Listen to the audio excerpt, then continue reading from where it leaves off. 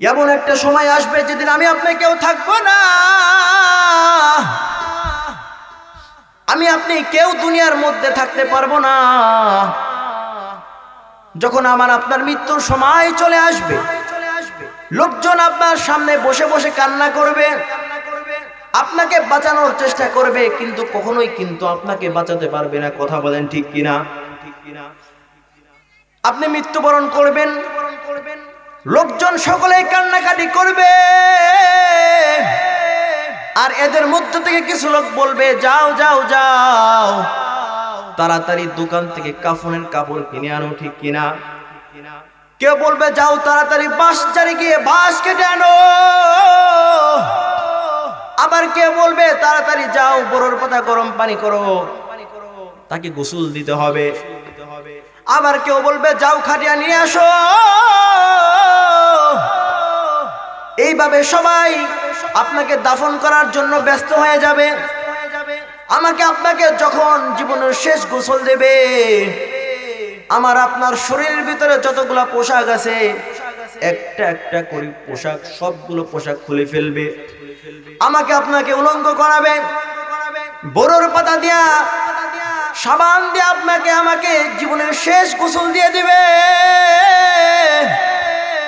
এরপর গোসল দেওয়ার পর আমাকে আপনাকে কাফন পরাবে, আতর গোলাপ সুরমা চন্দন মাখি আমাকে আপনাকে সাজিয়ে দিবে, খাটিয়ার মধ্যে আমাকে আপনাকে শোয়াবে। আত্মীয় স্বজন যারা থাকবে কয়েকজন মিলে আমার আপনার খাটিয়াকে তুলিয়া কবরের দিকে রওনা হয়ে যাবে। ঠিক কিনা? এলাকার সকল মানুষ একসাথে হবে, আত্মীয় স্বজন সকলে একসাথে সমবেত হবে, আমার আপনার জানাজা পড়বে, আমাকে আপনাকে জীবনের শেষ বিদায় তাড়া দিয়ে দিবে। জানাজা পড়ার পর কিছু লোক সেখানে থেকে যাবে, আবার কিছু লোক সেখান থেকে বাড়ির দিকে রওনা হয়ে যাবে। আমাকে আপনাকে যখন কবরের মধ্যে দাফন করবে, কবরের মধ্যে নামাবেন, এরপর বাঁশের ছালগুলো বিছাইবে, এরপর আস্তে আস্তে এক এক করে আমাকে আপনাকে মাটি দেবে, সকলেই মাটি দিয়ে আমাকে আপনাকে জীবনের শেষ বিদায় দিয়ে চলে যাবে। অথচ দুনিয়ার মধ্যে আপনি সন্তানের জন্য কত কষ্ট করেছেন, স্ত্রী পুত্রের জন্য কত কষ্ট করেছেন, নিজে না খাওয়ায় সন্তানদেরকে খাওয়াইছেন। ঠিক কিনা? কিন্তু এমন একটা সময় আসবে যে সকলেই আপনাকে আমাকে অন্ধকার কবরে রেখে, চিরতর অন্ধকার কবরে আমাকে আপনাকে রেখে চলে যাবে। আল্লাহ রাব্বুল আলামিন বলেন, আফাহাসিবতুম আন্নামা খালাকনাকুম আবাসা ওয়া আন্নাকুম ইলাইনা লা তুরজাউন। বলেন আল্লাহু আকবার। আল্লাহ রাব্বুল আলামিন আমাকে আপনাকে দুনিয়ার মধ্যে পাঠাইছেন। আল্লাহ তাআলা আমাদেরকে দুনিয়ার মধ্যে অনর্থক সৃষ্টি করেন নাই। আল্লাহ তাআলা আপনাকে আমাকে দুনিয়ার মধ্যে অনর্থক দুনিয়ার মধ্যে পাঠাই নাই। আল্লাহ রাব্বুল আলামিন আপনাকে আমাকে দুনিয়ার মধ্যে পাঠাইছেন একমাত্র মালিকের গোলামি করার জন্য। জোরে বলেন, কার গোলামি করার জন্য? মালিকের গোলামি করার জন্য। এই জন্য আল্লাহ তাআলার প্রিয় বান্দা হতে গেলে মালিকের হুকুম যে বেশি মানবে, মালিকের হুকুম অনুযায়ী জীবনকে পরিচালনা করবে, রাসূল আরবি সাল্লাল্লাহু আলাইহি ওয়াসাল্লামের আদর্শ অনুযায়ী জীবনকে পরিচালনা করবে, ওই ব্যক্তির জন্য মুমিন হওয়া সহজ। কথা বলেন ঠিক কিনা? এই জন্য বেশি বেশি মালিককে ভয় করতে হবে, আল্লাহ তাআলার হুকুম আদায় করতে হবে। আল্লাহ রাব্বুল আলামিন অপর আয়াতে বলেন, ওয়া মা খালাকতুল জিন্না ওয়াল ইনসা ইল্লা লিয়াবুদুন। আল্লাহ রাব্বুল আলামিন বলেন, আমি আল্লাহ তাআলা জিন জাতি এবং ইনসানদেরকে সৃষ্টি করেছি একমাত্র আমি মালিকের গোলামি করার জন্য। জোরে বলেন, কার গোলামি করার জন্য? একমাত্র আল্লাহ তাআলার গোলামি করার জন্য। এই জন্য যে যত বেশি মালিকের গোলামি করবে, মালিকের হুকুম আদায় করবে, আল্লাহ রাব্বুল আলামিন বলেন তুফলিহুন, ওই বান্দা হলো সফলকামী বান্দা, ওই বান্দা হলো সবচেয়ে মুমিন বান্দা, আল্লাহ তাআলার প্রিয় বান্দা। এই জন্য বেশি বেশি মালিককে ভয় করতে হবে। আল্লাহ রাব্বুল আলামিন সমস্ত পৃথিবীর মালিক, জোরে বলেন ঠিক কিনা? দুনিয়ার মধ্যে যা কিছু আছে সব কিছুর মালিক হলেন আল্লাহ তাআলা। এই জন্য যে আল্লাহ রাব্বুল আলামিন আমাকে আপনাকে দুনিয়ার মধ্যে পাঠাইছেন, ওই মালিকের শুকর আদায় করার দরকার আছে না নাই? আমি তোমার তরে, তোমার পথে চললে সবাই, তোমার পথে চললে সবাই, আমরাই পূর্ণ আমার সারা নিশিদিন, তোমার দয়ায় পূর্ণ আমার সারা নিশিদিন। ঠিক কিনা? এই জন্য আল্লাহ রাব্বুল আলামিনের গোলামি যে যত বেশি করবে, আল্লাহ রাব্বুল আলামিন বলেন লা খাউফুন আলাইহিম ওয়ালা হুম ইয়াহজানুন।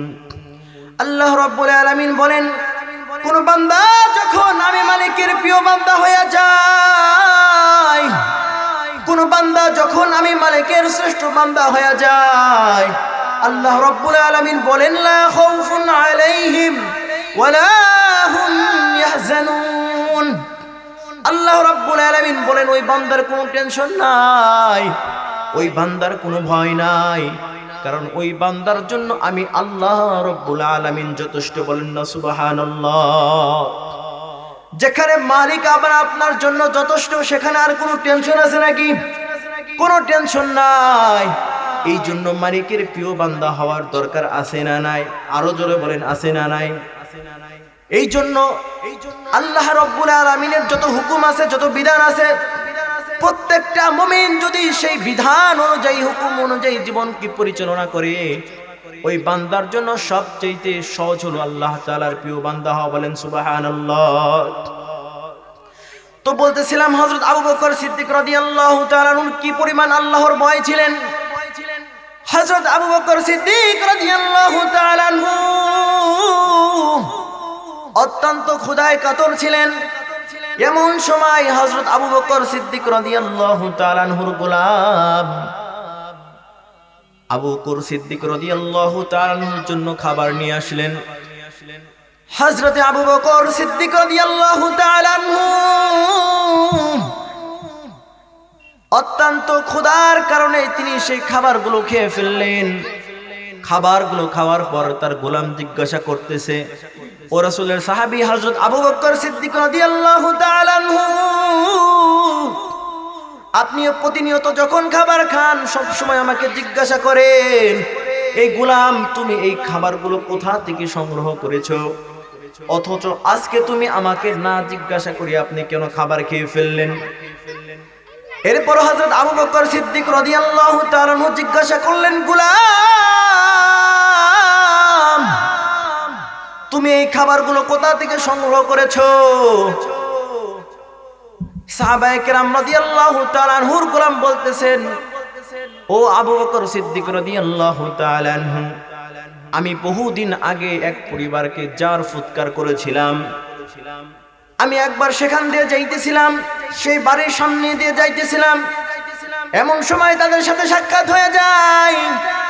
এরপর তারা আমাকে কিছু খাবার হাদিয়া দেন, আর সেই খাবারগুলো আমি আপনার জন্য নিয়ে আসলাম।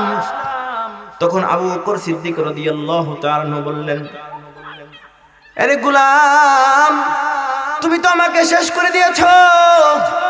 কারণ হলো আমি আল্লাহর রাসূলের দরবারে শুনেছি, কেউ যদি হারাম খাদ্য দ্বারা তার শরীরের কোনো অংশ গঠিত হয়, কোনো গোশতের টুকরা, রক্ত, মাংস যা কিছু গঠিত হয়, কিয়ামতের দিন ওই অংশগুলো জাহান্নামের লাকড়ি হয়ে জাহান্নামের মধ্যে জ্বলবে। বলেন নাউজুবিল্লাহ। হযরত আবু বকর সিদ্দিক রাদিয়াল্লাহু তাআলা আনহু অস্থির হয়ে গেলেন, পেরেশান হয়ে গেলেন। খাবারগুলো বের করার জন্য ছটফট করতে লাগলেন, বিভিন্ন পদ্ধতি অবলম্বন করতে লাগলেন। কোনোভাবে এই খাবারগুলো বের করতে পারতেছিলেন না। অবশেষে হযরত আবু বকর সিদ্দিক রাদিয়াল্লাহু তাআলা আনহু পেট ভর্তি পানি পান করলেন। এরপর গলার ভিতরে হাত ঢুকিয়ে দিয়ে বমি করে সবকিছু খাবারগুলো বের করে দিলেন আর বলতেছেন, রে গোলাম, এই খাবারগুলো বের করার জন্য যদি আমার জান চলে যাইতো, এই খাবারগুলো বের হওয়ার জন্য যদি আমার মৃত্যু হয়ে যাইতো, এরপরেও আমি এই খাবারগুলো বের করে ছাড়তাম, কারণ আমি আল্লাহর রাসূল সাল্লাল্লাহু আলাইহি ওয়াসাল্লামের কাছে শুনেছি, লা ইয়াদখুলুল জান্নাতা জাসাদুন গুযিয়া বিল হারাম, অর্থাৎ আল্লাহর রাসূল বলছেন হারাম খাদ্য দ্বারা শরীরের যে অংশ গঠিত হবে, কিয়ামতের দিন সেই অংশগুলো জাহান্নামের লাকড়ি হয়ে জাহান্নামের আগুনের মধ্যে জ্বলবে। বলেন নাউজুবিল্লাহ। এই জন্য আমি সেই ভয়ে, সেই মালিকের আযাবের ভয়ে, গজবের ভয়ে আমি এই খাবারগুলো বের করে দিয়েছি। তো সাহাবায়ে কেরাম রাদিয়াল্লাহু তাআলা আনহুর কি পরিমাণ আল্লাহর ভয় ছিলেন, অথচ আজকে আমি আপনি মুসলমান, আল্লাহ তাআলার হুকুম মানি না, দিন থেকে আমরা সরে গিয়েছি, আল্লাহ তাআলার ভয় আমাদের মধ্যে নাই, যার কারণে আমি আপনার যা মন চায় সেটাই করে ফেলি। অথচ আল্লাহ রাব্বুল আলামিন বলছেন, ইয়া আইয়ুহাল্লাযীনা আমানুত্তাকুল্লাহ হাক্কা তুকাতিহি ওয়া লা তামুতুন্না ইল্লা ওয়া আনতুম মুসলিমুন। আল্লাহ রাব্বুল আলামিন বলেন, ও বান্দা, তোমরা আমি আল্লাহকে বেশি পরিমাণ ভয় করো, সাবধান সাবধান, মুসলমান না হয়ে কিন্তু মৃত্যুবরণ করিও না। আল্লাহ তাআলা তাকে বেশি বেশি ভয় করার কথা কুরআনুল কারীমে ইরশাদ করেছেন, আর বলেছেন সাবধান, মুসলমান না হয়ে কিন্তু মৃত্যুবরণ করিও না। আজকে আমরা মুসলমান নামের মুসলমান, শুধু মুসলমানের ঘরে জন্ম নিলেই মুসলমান হওয়া যায় না। প্রকৃত মুসলমান হলো ওই ব্যক্তি যার দেহের ভিতর আল্লাহর ভয় আছে এবং রাসূলের সুন্নাহ অনুযায়ী জীবনকে পরিচালনা করে, অর্থাৎ জীবনের প্রত্যেকটা ক্ষেত্রে আল্লাহ তাআলাকে অনুসরণ করে, রাসূলুল্লাহ সাল্লাল্লাহু আলাইহি ওয়াসাল্লামকে অনুসরণ করে, মানুষের কল্যাণ কামনা করে, ওই ব্যক্তি হলো সবচেয়ে মুমিন বান্দা। এই জন্য প্রকৃত ভয় করতে হলে মালিককে বেশি বেশি ভয় করতে হবে, মালিকের আযাবকে বেশি বেশি ভয় করতে হবে, তখনই আমি আপনি পরিপূর্ণ ঈমানদার হতে পারবো। আল্লাহ রাব্বুল আলামিন বলেন, قد أفلح المؤمنون, মুমিন তো ওই ব্যক্তি যে আমি মালিককে জীবনের সবচেয়ে বেশি ভয় করে। জীবনের সবচেয়ে বেশি ভয় করতে হবে কাকে? আরো জোরে বলেন কাকে? একমাত্র আমার রব আল্লাহ তাআলাকে। কথা বলেন ঠিক কিনা? 2 নম্বরে বলতেছিলাম আল্লাহ রাসূলের ভালোবাসা কিভাবে দিলের ভিতরে আঁকড়ে ধরবেন। আল্লাহর রাসূল সাল্লাল্লাহু আলাইহি ওয়াসাল্লাম হাদিসের মধ্যে ইরশাদ করেন, মান আহাব্বা সুন্নতি ফাকাদ আহাব্বানি ওয়া মান আহাব্বানি কানা মাই ফিল জান্নাহ। আল্লাহর রাসূল সাল্লাল্লাহু আলাইহি ওয়াসাল্লাম বলেন, কোন ব্যক্তি আমার সুন্নতকে যদি আঁকড়ে ধরে, সে যেন আমাকে আঁকড়ে ধরলো। যে আমার সুন্নতকে ভালোবাসলো সে যেন আমাকে ভালোবাসলো, আর যে আমাকে ভালোবাসলো সে যেন স্বয়ং আল্লাহ তাআলাকে ভালোবাসলো। বলেন সুবহানাল্লাহ। জীবনের প্রত্যেকটা ক্ষেত্রে যদি আমরা আল্লাহ তাআলাকে স্মরণ করি, আল্লাহর রাসূলের আদর্শকে বাস্তবায়ন করার লক্ষ্যে এগিয়ে চলি, তাহলে দেখা যাবে আমাদের দুনিয়া এবং আখিরাত উভয় জগৎ আল্লাহ তাআলা সুন্দর করে দিবেন। ঠিক কি না? এই জন্য আমাদের জীবনের প্রতিটি ক্ষেত্রে, প্রতিটি পদে পদে আমরা আল্লাহ তাআলাকে ভয় করব, মালিককে স্মরণ করব এবং রাসূলুল্লাহ সাল্লাল্লাহু আলাইহি ওয়াসাল্লামের সুন্নতকে আঁকড়ে ধরব ইনশাআল্লাহ। ঠিক কি না? 3 নাম্বার হলো বেশি বেশি আল্লাহ তাআলাকে ভয় করতে হবে, কারণ এমন একটা সময় আসবে যে পৃথিবীর মধ্যে আমি আপনি কেউ থাকবো না। সকলকে এই দুনিয়ার জগৎ ছেড়ে পরকালের জগতে চলে যেতে হবে। ঠিক কিনা? মৃত্যুর হাত থেকে আমরা কখনোই কেউ রেহাই পাবো না। সকলকেই দুনিয়ার জগৎ ছেড়ে অন্ধকার কবরে চলে যেতে হবে। দুনিয়ার মধ্যে যদি আমি আপনি নেক আমল না করি, ভালো কাজ না করি, কিয়ামতের দিন আমার আপনার মুখের মধ্যে মোহর লাগিয়ে দেওয়া হবে।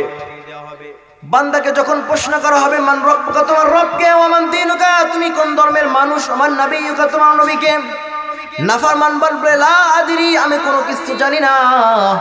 লা আদরি, হা হুনা লা আদরি, আমি কোনো কিছু জানি না। অর্থাৎ তার মুখের মধ্যে মোহর মেরে দেওয়া হবে, মুখ দিয়ে কোনো আওয়াজ বের হবে না। আর কোন মুমিন যদি মারা যায়, মৃত্যুবরণ করে, তাকে প্রশ্নের সওয়াল করার সাথে সাথে অটোমেটিক তার জবান থেকে প্রশ্নের জবাবগুলো বের হয়ে যাবে। বলেন সুবহানাল্লাহ। দুনিয়ার মধ্যে আমরা আত্মীয় স্বজন, পরিবার, মা বাবা, স্ত্রী পুত্র সন্তানাদি, তাদের জন্য কতই না কষ্ট করি, কতই না তাদের জন্য দিনকে বিসর্জন করে দিয়ে চলি,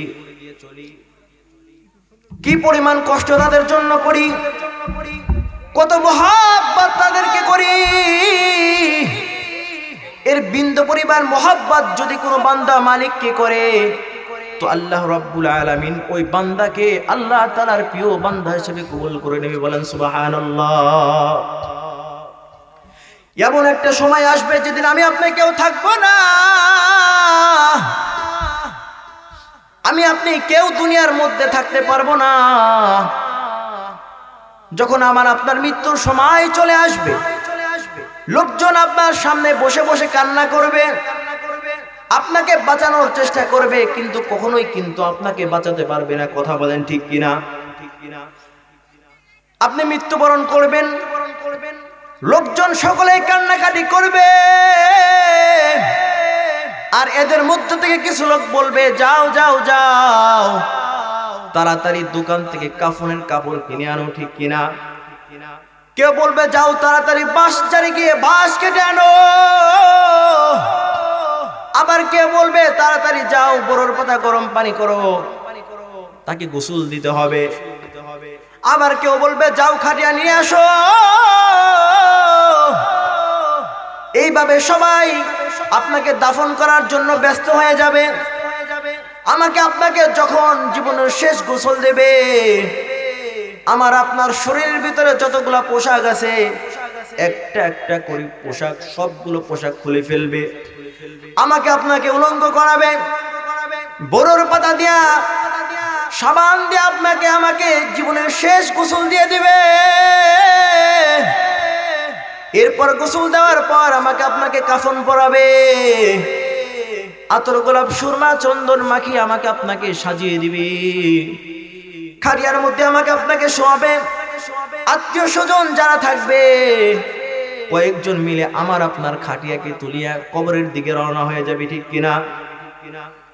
এলাকার সকল মানুষ একসাথে হবে, আত্মীয় স্বজন সকলে একসাথে সমবেত হবে, আমার আপনার জানাজা পড়বে, আমাকে আপনাকে জীবনের শেষ বিদায় তারা দিয়ে দিবে। জানাজা পড়ার পর কিছু লোক সেখানে থেকে যাবে, আবার কিছু লোক সেখান থেকে বাড়ির দিকে রওনা হয়ে যাবে। আমাকে আপনাকে যখন কবরের মধ্যে দাফন করবে, কবরের মধ্যে নামাবেন, এরপর বাঁশের ছালগুলো বিছাইবে, এরপর আস্তে আস্তে এক এক করে আমাকে আপনাকে মাটি দেবে। সকলেই মাটি দিয়ে আমাকে আপনাকে জীবনের শেষ বিদায় দিয়ে চলে যাবে। অথচ দুনিয়ার মধ্যে আপনি সন্তানের জন্য কত কষ্ট করেছেন, স্ত্রী পুত্রের জন্য কত কষ্ট করেছেন, নিজে না খাওয়ায় সন্তানদেরকে খাওয়াইছেন। ঠিক কিনা?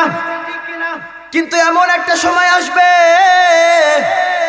যে সকলেই আপনাকে আমাকে অন্ধকার কবরে রেখে, চিরতর অন্ধকার কবরে আমাকে আপনাকে রেখে চলে যাবে, যেখানে বালিশ নাই, বিছানা নাই, অন্ধকার কবর, সাপ বিচ্ছুর ঘর, পোকামাকড়ের ঘর, যেখানে বন্ধু নাই, বান্ধব নাই, আত্মীয় স্বজন কেউ কারো পাশে থাকবে না, একমাত্র বান্দার নেক আমল ছাড়া। বলেন কি ছাড়া? নেক আমল ছাড়া।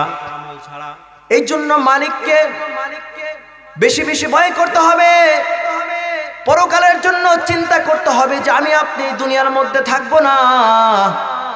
আমাদের বাবা চলে গিয়েছেন, আমাদের দাদা চলে গিয়েছেন, এমন একটা সময় আসবে যে আমিও চলে যাব, আপনিও চলে যাব, কেউ দুনিয়ার মধ্যে থাকবো না।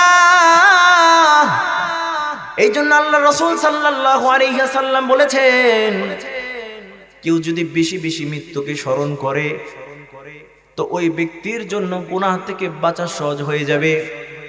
কেউ যদি মৃত্যুকে বেশি বেশি স্মরণ করে তাহলে ওই ব্যক্তির জন্য গুনাহ থেকে বাঁচা সহজ হয়ে যাবে, নেক আমল করা সহজ হয়ে যাবে। এই জন্য বেশি বেশি মৃত্যুকে চিন্তা করা, স্মরণ করা। মৃত্যুর হাত থেকে কিন্তু আমি আপনি কেউ বাঁচতে পারবো না, সকলকে মৃত্যুবরণ করতে হবে। এই জন্য যে যত বেশি মৃত্যুকে স্মরণ করব, আল্লাহ রাব্বুল আলামিন আমাদের সকলকে ততই মালিকের কাজ করা সহজ করে দিবে। বলেন সুবহানাল্লাহ। ও তুই এই দুনিয়ার মায়ায় পড়ে, ও তুই এই দুনিয়ার মায়ায় পড়ে করছো কত বাহানা,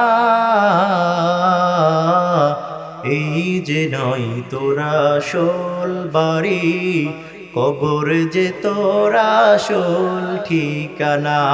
এই জীবই তোরা আসল বাড়ি, কবর যে তোরা আসল ঠিকানা। কথা বলেন ঠিক কিনা?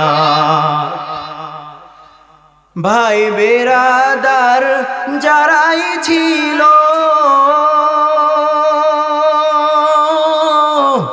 একে একে সব হারালো। কথা বলেন ঠিক কিনা? ভাই বেরাদার যারাই ছিল, একে একে সব হারালো।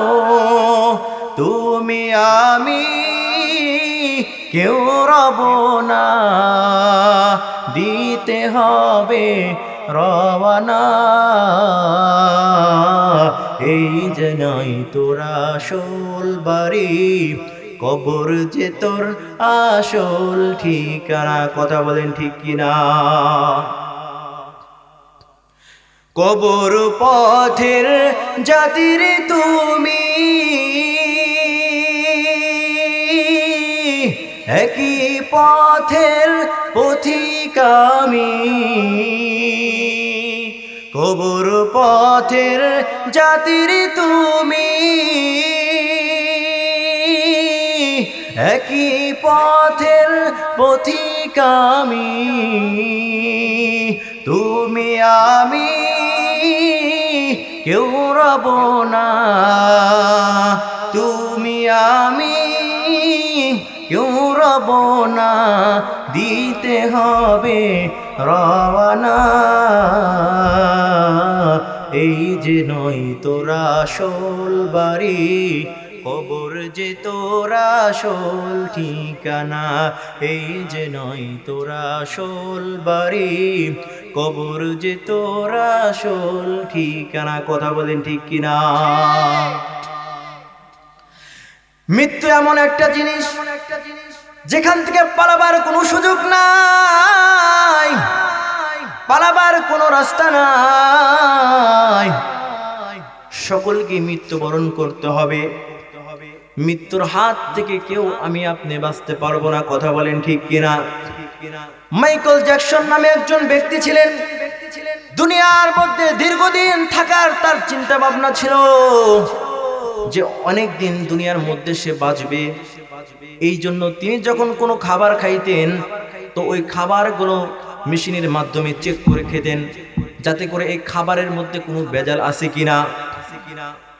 তো মাইকেল জ্যাকসন নামে ব্যক্তি দুনিয়ার মধ্যে দীর্ঘদিন থাকার তার চিন্তা ভাবনা ছিল। এমনকি সে থাকার জন্য একটা ঘর নির্মাণ করেছিলেন, যেই ঘরের ভিতরে একটা পিঁপড়া পর্যন্ত ঢুকতে পারবে না, এমন একটা ঘর তিনি নির্মাণ করেছিলেন। কিন্তু সেখানে মাইকেল জ্যাকসন নামের ব্যক্তি সেখানেও মৃত্যুর হাত থেকে বাঁচতে পারে নাই, অর্থাৎ সেখানেও তার মৃত্যু হয়েছে। এই জন্য আমি আপনি মৃত্যুর জন্য, মৃত্যু থেকে বাঁচার জন্য যতই চেষ্টা করি না কেন, যতই পথ অবলম্বন করি না কেন, মৃত্যুর হাত থেকে কিন্তু কেউ বাঁচতে পারবে না। আপনিও বাঁচতে পারবেন না, আমিও বাঁচতে পারবো না। সকলকে মৃত্যুবরণ করতে হবে। রাসূল করিম সাল্লাল্লাহু আলাইহি ওয়াসাল্লাম যখন তার মৃত্যুর সময় এসে গেল, মৃত্যুর সময় আসার পর হযরত আজরাইল আলাইহিস সালাতু ওয়াস সালাম যখন আল্লাহর রাসূলের জানটাকে কবজ করার জন্য আসলেন, আল্লাহর রাসূলকে সালাম দিলেন। আল্লাহর রাসূল করিম সাল্লাল্লাহু আলাইহি ওয়াসাল্লাম সালামের জবাব দিলেন, বললেন, ওগো আল্লাহর পয়গম্বর, আপনি কেমন আছেন? আল্লাহ তাআলা তো জানেন আল্লাহর রাসূল কেমন আছেন, কিন্তু তারপরেও ফেরেশতাদের মাধ্যমে জিজ্ঞাসা করাইছে, ওগো আল্লাহর রাসূল, আপনি কেমন আছেন? বলে, ভালো আছি। তখন হযরত আজরাইল আলাইহিস সালাতু ওয়াস সালাম হুজুর করিম সাল্লাল্লাহু আলাইহি ওয়াসাল্লামকে বলতেছেন, গো পয়গম্বর, আল্লাহ রাব্বুল আলামিন আমাকে আপনার কাছে পাঠাইছে আপনার জানটাকে বের করে নেওয়ার জন্য। আপনি যদি দুনিয়ার মধ্যে বেঁচে থাকতে চান তো আল্লাহ তাআলার আদেশ আছে, আপনি বেঁচে থাকতে পারবেন, কোনো সমস্যা নাই। আর আপনি যদি মালিকের হুকুম যেটা করেছেন সেটার মধ্যে আপনি শামিল থাকেন, তাহলে সেটা করতে পারেন, কোনো সমস্যা নাই। এরপর হযরত আজরাইল আলাইহিস সালাতু ওয়াস সালামের এই কথা শুনে আল্লাহর পয়গম্বর মুহাম্মদুর রাসূলুল্লাহ সাল্লাল্লাহু আলাইহি ওয়াসাল্লাম বলেন, আজরাইল, আমি মালিকের হুকুমের উপর অটল আছি, তুমি আমার জানটাকে বের করে নিয়ে যাও। হযরত আজরাইল আলাইহিস সালাতু ওয়াস সালাম যখন আল্লাহর রাসূলের বুকের উপরে হাত রাখছেন,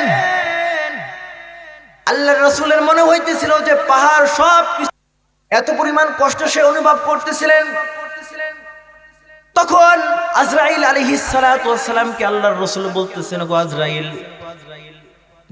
আমার মৃত্যুতে যদি এই পরিমাণ কষ্ট হয়ে যায় তাহলে না জানি আমার উম্মতের কি পরিমাণ কষ্ট হবে। এই জন্য আল্লাহর রাসূল সাল্লাল্লাহু আলাইহি ওয়াসাল্লাম আল্লাহ তাআলাকে বলতেছেন, রব্বুল আলামিন, আমার উম্মতের যেন কোনো প্রকার কষ্ট না হয়। রব্বুল আলামিন তাদের জানটা আপনি ইহসানের সাথে বের করবেন। তখন আল্লাহ রব্বুল আলামিন বলেন, ওগো আল্লাহর পয়গম্বর, আপনার মুমিন বান্দা যারা আপনার হুকুম, আপনার আদর্শকে অনুসরণ করবে, আমি আল্লাহ রব্বুল আলামিনের গোলামি করবে, আমি আল্লাহ রব্বুল আলামিন তাদের জানটাকে আজরাইলের মাধ্যমে এমন ভাবে বের করব সে যেন তার মায়ের বুকে দুধ পান করতে করতে ঘুমিয়ে পড়েছে। বলেন সুবহানাল্লাহ। আর নাফরমানের মৃত্যু এমন পরিমাণ কষ্ট হবে,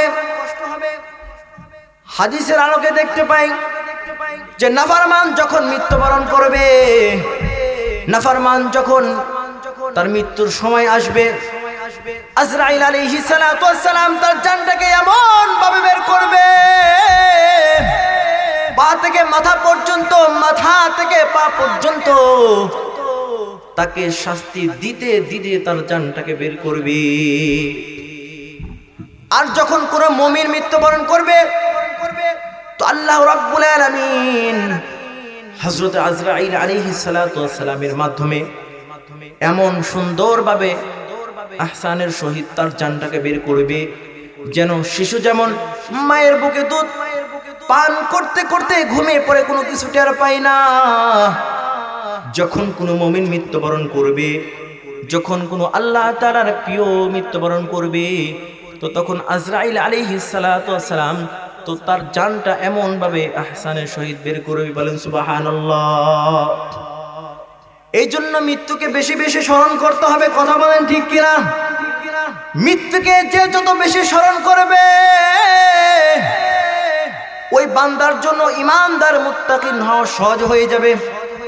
এই জন্য আল্লাহ রাব্বুল আলামিন বলেন, লা খাউফুন আলাইহিম ওয়া লা হুম ইয়াহজানুন। বলেন আল্লাহু আকবার। কোন বান্দা যখন মালিকের প্রিয় বান্দা হয়ে যায়, কোন বান্দা যখন মালিকের শ্রেষ্ঠ বান্দা হয়ে যায়, রব্বুল আলামিন বলেন, লা খাউফুন আলাইহিম ওয়া লা হুম ইয়াহজানুন। ওই বান্দার কোনো টেনশন নাই, কোনো ভয় নাই। ওই বান্দার জন্য আমার আপনার রব আল্লাহ রব্বুল আলামিন যথেষ্ট। বলেন সুবহানাল্লাহ। এই জন্য আল্লাহ রাব্বুল আলামিন আমাদের প্রত্যেকের জীবনকে এমন সুন্দর করে দিক, যেই জীবন শুধু দুনিয়ার মধ্যেই দাম নয়, বরং আখিরাতেও যেন আল্লাহ তাআলা দামি বানিয়ে দেয়। এই জন্য কারো সুন্দর জীবন যদি পরিচালনা করতে চায়, এক নাম্বার শর্ত হলো মালিকের গোলামি করতে হবে। জোরে বলেন, কার গোলামি করতে হবে? আল্লাহ তাআলার গোলামি করতে হবে। দুই নাম্বার হলো আল্লাহর রাসূল সাল্লাল্লাহু আলাইহি সাল্লামের আদর্শ অনুযায়ী জীবনকে পরিচালনা করতে হবে। আল্লাহর রাসূলের সাহাবী হযরত ওমর রাদিয়াল্লাহু তাআলা আনহু থেকে বর্ণিত, আল্লাহর রাসূল সাল্লাল্লাহু আলাইহি সাল্লাম বলেন, হে খলিফাতুল মুসলিমিন ওমর, তুমি আমাকে কতটুকু মহব্বত করো, কতটুকু ভালোবাসো? রাসূলের সাহাবী হযরত ওমর ফারুক রাদিয়াল্লাহু তাআলা বলতেছেন, ও আল্লাহর রাসূল, আমি আপনাকে আমার জীবনের সবচেয়ে বেশি ভালোবাসি, কিন্তু আমার আত্মা ব্যতীত। আল্লাহর রাসূল বলেন, হে খলিফাতুল মুসলিমিন, এখনো পর্যন্ত তুমি পরিপূর্ণ ঈমানদার হতে পারো নাই। এরপর আল্লাহর রাসূল সাল্লাল্লাহু আলাইহি ওয়াসাল্লাম জিজ্ঞাসা করলেন, হে খলিফাতুল মুসলিমিন, তুমি আমাকে কতটুকু মহব্বত করো, কতটুকু ভালোবাসো? খলিফাতুল মুসলিমিন হযরত ওমর ফারুক রাদিয়াল্লাহু তাআলা আনহু বললেন, ওগো আল্লাহর পয়গম্বর, আমি আপনাকে আমার জীবনের সবচেয়ে বেশি ভালোবাসি। বলেন সুবহানাল্লাহ। আল্লাহর রাসূল সাল্লাল্লাহু আলাইহি ওয়াসাল্লাম এই কথার জবাব শুনে মুস্কি হেসে দিয়ে বললেন, ও সাহাবায়ে কেরাম রাদিয়াল্লাহু তাআলা আনহু, এখন তুমি পরিপূর্ণ ঈমানদার হতে পেরেছো। এর দ্বারা বোঝা যায় যে রাসূল আরবী সাল্লাল্লাহু আলাইহি ওয়াসাল্লামের ভালোবাসা, দুনিয়ার মধ্যে যত ভালোবাসা আছে, সন্তানের ভালোবাসা, স্ত্রীর ভালোবাসা, মা বাবা, সর্বক্ষেত্রে যা কিছু আছে, দুনিয়ার সমস্ত বস্তু হতে, সমস্ত ব্যক্তি থেকে আল্লাহ রাসূল সাল্লাল্লাহু আলাইহি ওয়াসাল্লামকে যখন আমি সবচেয়ে বেশি মহব্বত করব, আপনি বেশি মহব্বত করবেন, তখন আপনি আল্লাহ রাসূলের প্রিয় উম্মত হতে পারবেন। কথা বলেন ঠিক কিনা? এই জন্য আল্লাহ রাসূলের ভালোবাসা দিলের ভিতরে থাকার দরকার আছে না নাই? এই জন্য প্রত্যেকটা ক্ষেত্রে রাসূলের সুন্নাহকে আঁকড়ে ধরা। আজকে আমরা এমন মুসলমান হয়ে গেছি, নিজেকে আশিকে রাসূল দাবি করি, অথচ টুপি পরতে ভালো লাগে না, সুন্নতে লেবাস পরতে ভালো লাগে না, ঠিক কিনা? জুব্বা পরতে ভালো লাগে না, দাড়ি রাখতে ভালো লাগে না, অথচ নিজেকে দাবি করি আশিকে রাসূল। এই জন্য প্রকৃত মুমিন হতে গেলে, আল্লাহ তাআলার প্রিয় বান্দা হতে গেলে সর্বক্ষেত্রে আল্লাহ তাআলাকে বেশি বেশি অনুসরণ করতে হবে এবং রাসূল আরবী সাল্লাল্লাহু আলাইহি ওয়াসাল্লামের আদর্শ অনুযায়ী জীবনকে পরিচালনা করতে হবে। আল্লাহ রাব্বুল আলামিন আমাদের প্রত্যেককে রাসূল আরবী সাল্লাল্লাহু আলাইহি ওয়াসাল্লামের আদর্শকে বাস্তবায়ন করার মতো তৌফিক দান করুন। সকলেই বলেন আমিন। ওয়া আখিরু দাওয়ানা আনিল হামদুলিল্লাহি রাব্বিল আলামিন।